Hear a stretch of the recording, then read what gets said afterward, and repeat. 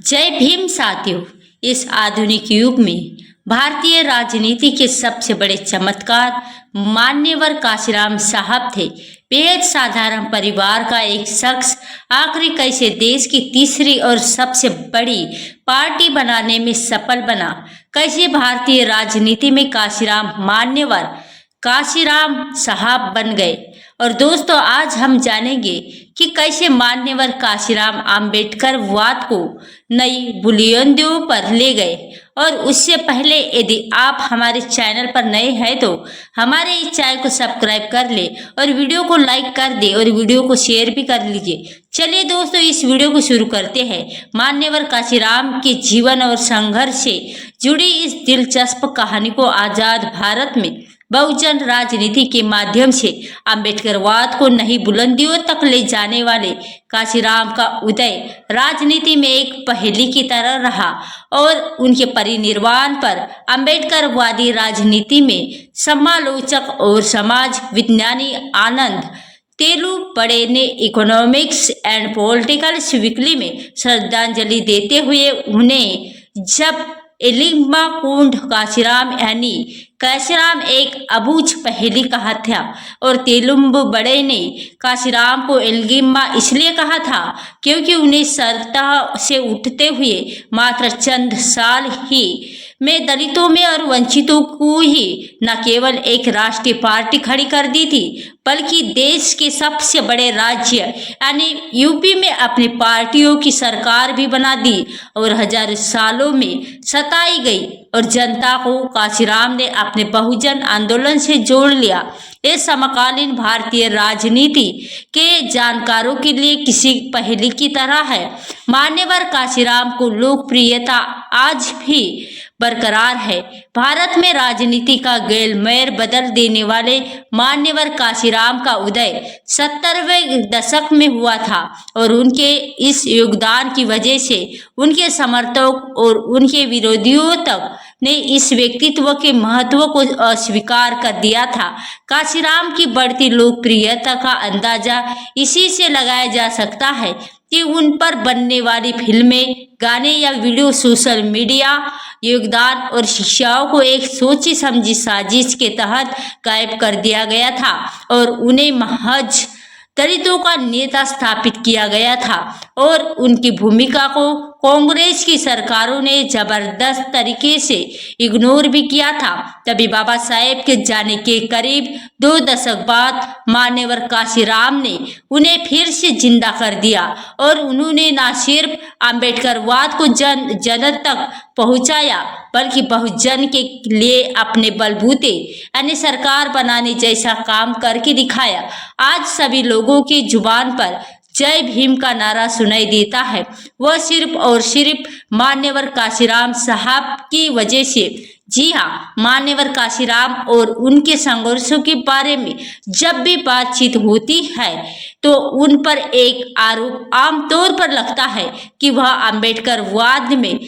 से विमुख राजनेता थे और अम्बेडकरवाद से उनकी विमुख के पीछे तर्क दिया जाता है कि वह सत्ता हासिल करने के लिए साधनों की पवित्रता पर यकीन नहीं करते थे, यानी वह सत्ता हासिल करने के लिए किसी भी के साथ भी हाथ मिला देते थे। और जबकि डॉक्टर बाबा साहेब आम्बेडकर नैतिक मूल्यों के समर्थक थे। इन्हीं आरोपों की वजह से काशीराम की पार्टी बीएसपी की पोस्ट अम्बेडकर राइट यानी अम्बेडकरवाद के बाद की पार्टी कहा गया है। और उनकी विचारधारा को कुछ लोगों ने काशीराम वाद नाम दिया। और काशीराम के जीवन संघर्ष पर लिखने वाले अक्षय कुमार और दुबे सतनाम सिंह यह चैनल तुषार बद्रीनारायण आदि लेखकों ने उनकी विचारधारा पर थोड़ा बहुत प्रकाश डाला है। लेकिन इसी बीच अभी हाल ही में ये आर अकेला ने काशीराम द्वारा प्रकाशित की गई पत्र पत्रिकाओं से उनके संपादित लेखों और साक्षात्कार को हिंदी के अनुवाद करने की कई पत्र और पत्रिकाओं में से खंडों में प्रकाशित करवाया है, जो कि काशीराम के विचारों को समग्र रूप में समझने में काफी मदद करती है। मान्यवर काशीराम के संपादित के लेखों को पढ़ने से पता चलता है कि जब शुरुआती दिनों से ही उन पर आम्बेडकरवाद से विमुख होने के आरोप लगते रहे थे और उन पर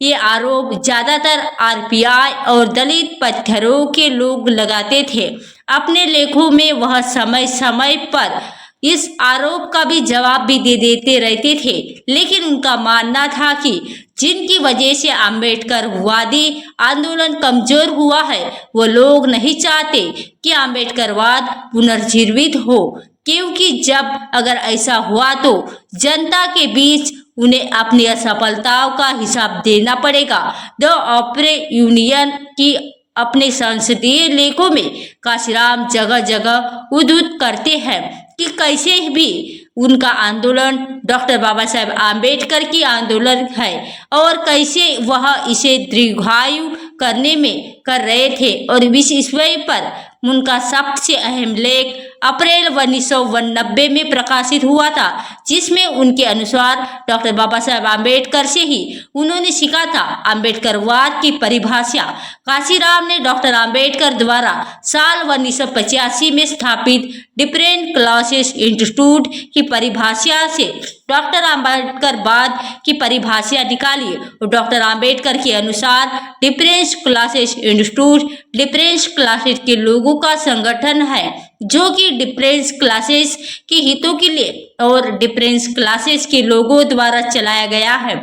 और संस्था का उद्देश्य उन्हें वर्तमान दबी कुचली स्थिति से निकालकर एक अच्छी ऐसी स्थिति में पहुंचाना है जहां उनको सामाजिक और राजनीतिक समानता मिल सके और उनके आर्थिक कल्याण में सुधार हो। इस प्रकार के काशीराम से नजरिए से आम्बेडकरवाद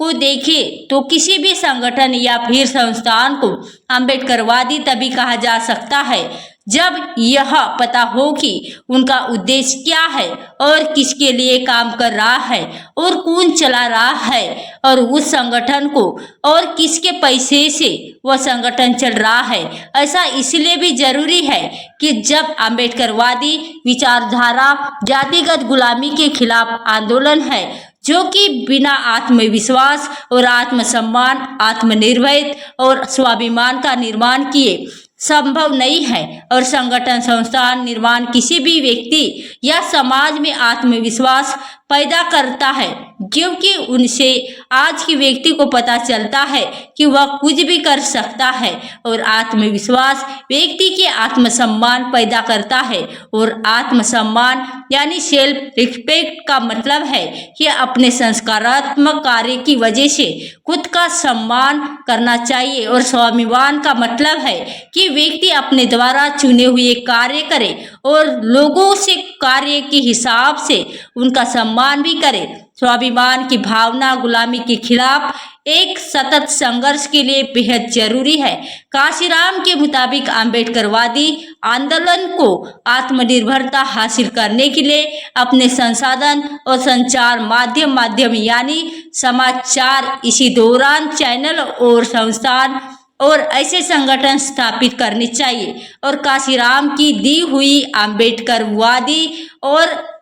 परिभाषा आज बहुत अहम हो जाती है, क्योंकि आजकल आए दिन बाबा साहेब आम्बेडकर के नाम पर कोई ना कोई संगठन बनाता रहता है। आंदोलन की गतिशीलता और आम्बेडकरवाद को पुनर्जीवित करने और उनको गतिमान बनाए रखने के लिए मान्यवर काशीराम साहब शोधार्थियों में आम्बेडकरवाद पर अपना सैद्धांतिक ज्ञान और सामाजिक कार्यकर्ताओं से अपना व्यवहारिक ज्ञान साझा करने की अपील करते हैं और उनके मुताबिक आम्बेडकरवाद अभी भी रह सकता है जब वह बिना अपनी मूल भावना मिटाए समय के साथ साथ अपने अंदर कुछ कर ले और इसके लिए वह बाबा साहेब द्वारा सूचनाओं को आदान प्रदान के लिए समय समय पर शुरू की गई पत्र पत्रिकाओं जैसे मुख्य नायक साल 1920 में बहिष्कृत भारत, साल 1927 जनता और 1930 समता और प्रभुत्व भारत,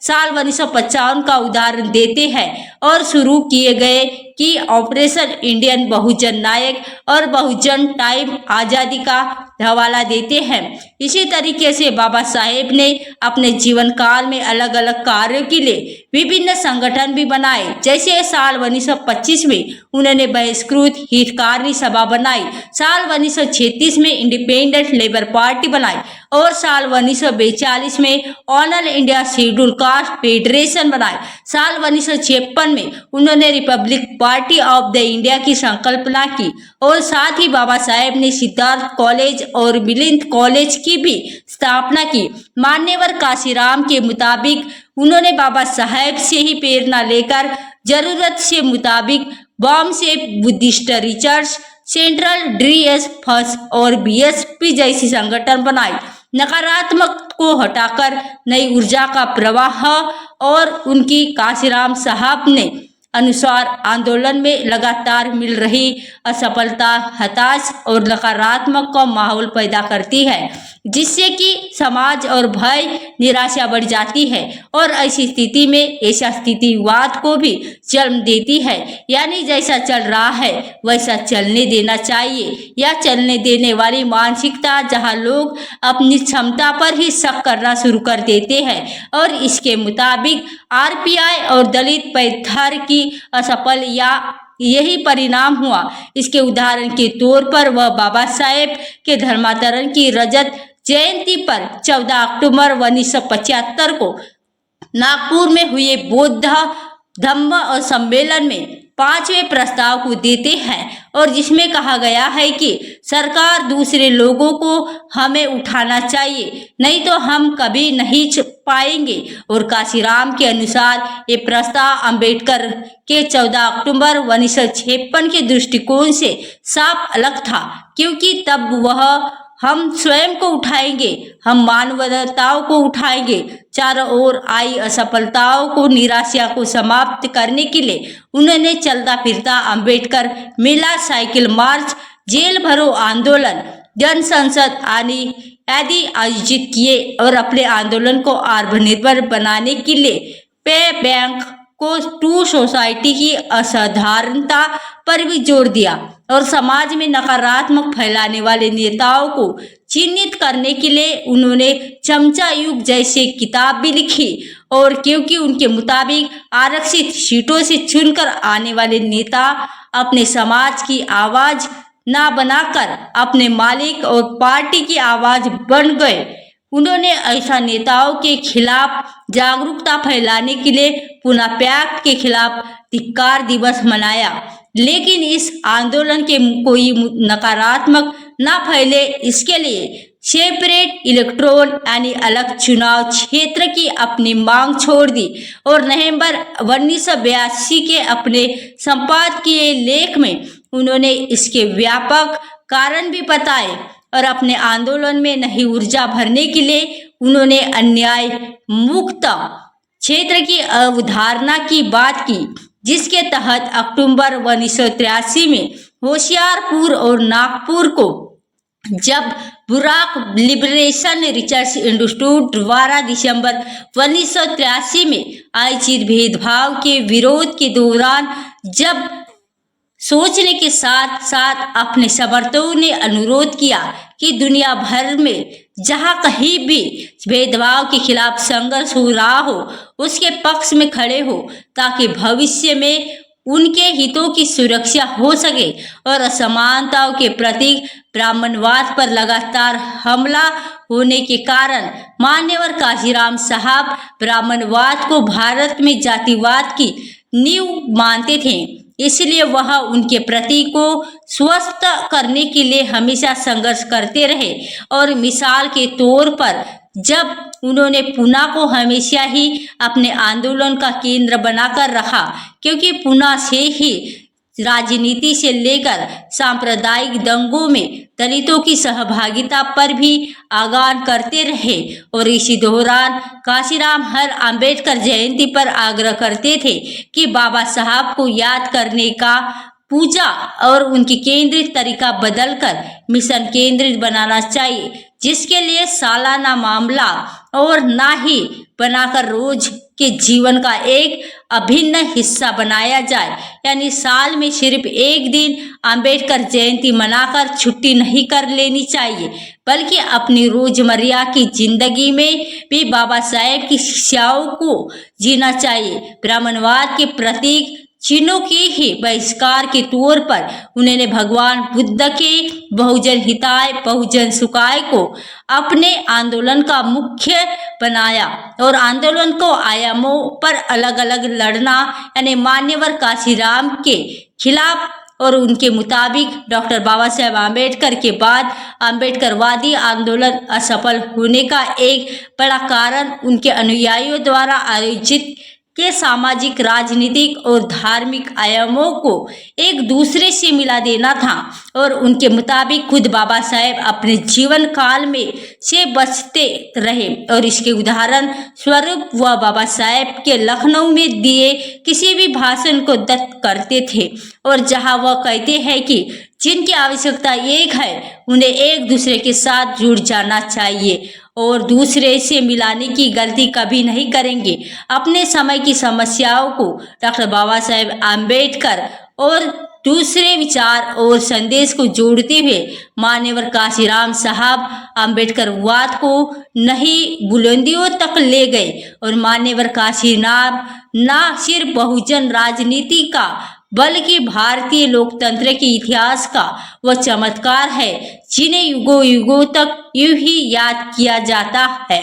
और दोस्तों, आज की वीडियो बस इतनी ही। आपको ये वीडियो कैसी लगी हमें कमेंट बॉक्स में बताइए और ऐसी ही बाबा साहेब से जुड़ी वीडियो देखना चाहते हैं तो हमारे इस चैनल को सब्सक्राइब अवश्य करें और वीडियो को लाइक करके शेयर अवश्य करें और नीचे कमेंट बॉक्स में